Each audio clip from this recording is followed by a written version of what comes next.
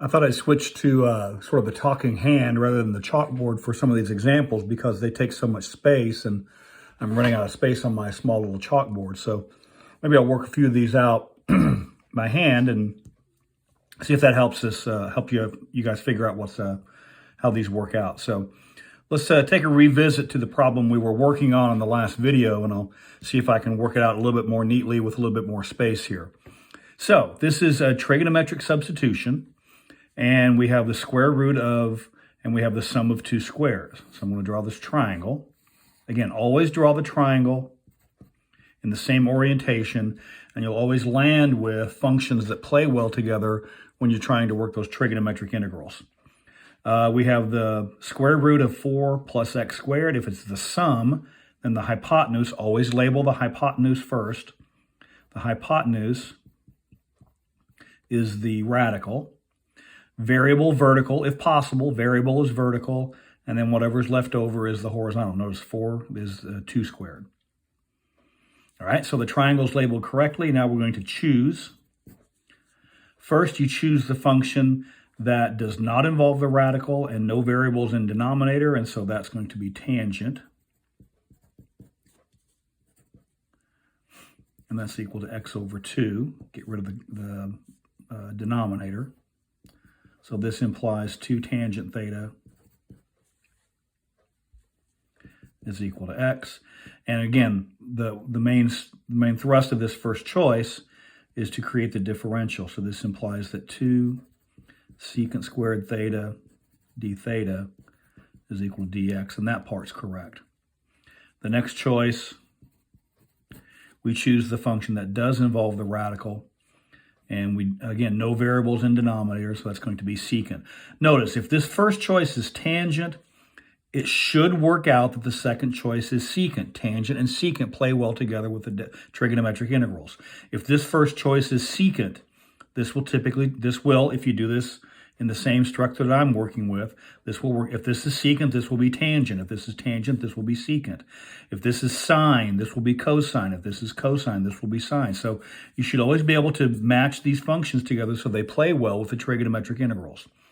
When I say that, that assumes that you have labeled the triangle in the manner I've discussed. If you go off track and label this triangle in some other mechanism, then it's not necessarily the case that these will always match up nicely in the way that we've done our trigonometric integrals.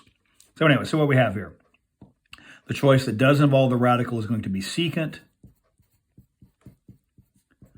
and that's the radical over 2. Get rid of the denominator. So this implies 2 secant theta is the square root of 4 plus x squared.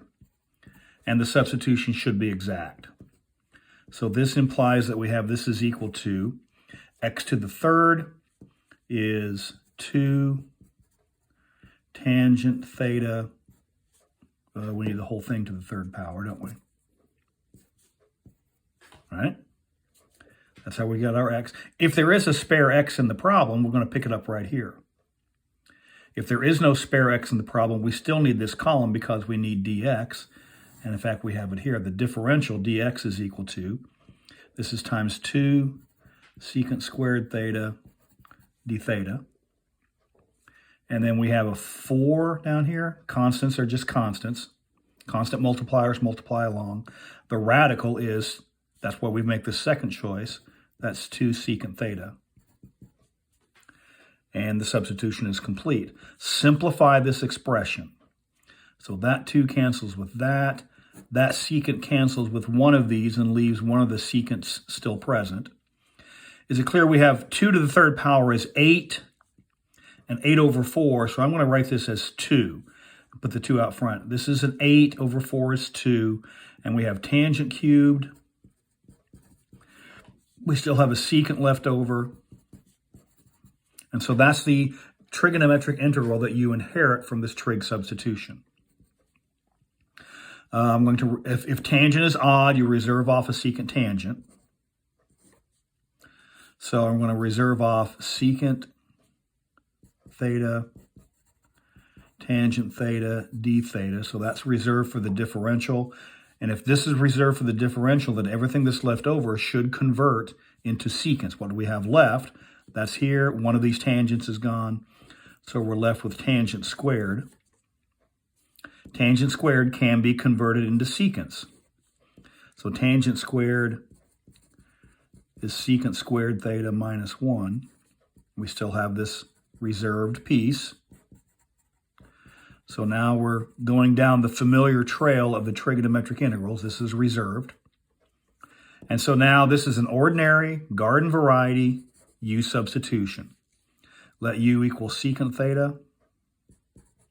We knew we wanted that because we know this is the differential we're aiming toward. The differential of u is secant theta, tangent theta, d theta, just like we wanted it to be. The substitution is exact. So this is 2 times the integral. What is secant squared? Secant squared is u squared minus 1. Secant theta, tangent theta, d theta, that's du. And so at long last, now we have a little bit of calculus to do. No calculus, a little bit of calculus, and then no calculus to simplify it. So this is 2 times power rule.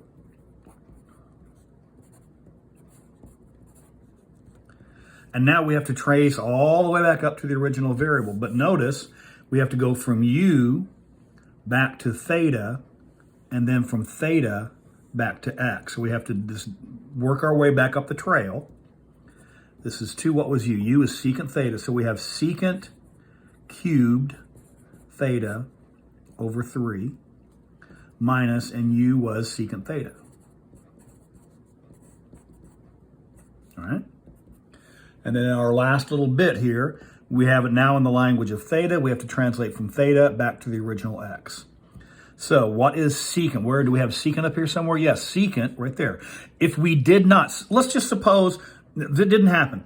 If this had been, let's just suppose this had been sine of theta.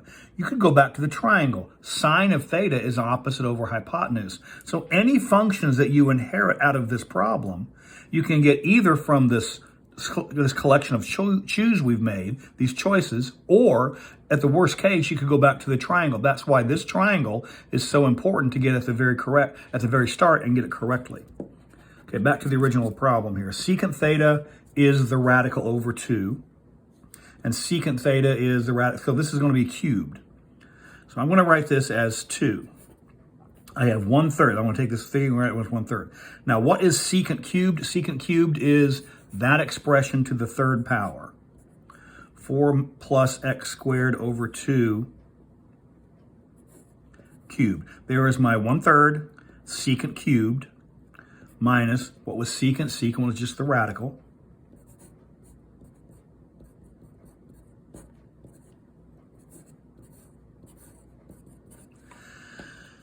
And as far as I'm concerned, you do not need to simplify any of this. As soon as you find the antiderivative and get it back in the original variable, as far as I'm concerned, you're done. Now, there's no way in the world this matches the textbook solution.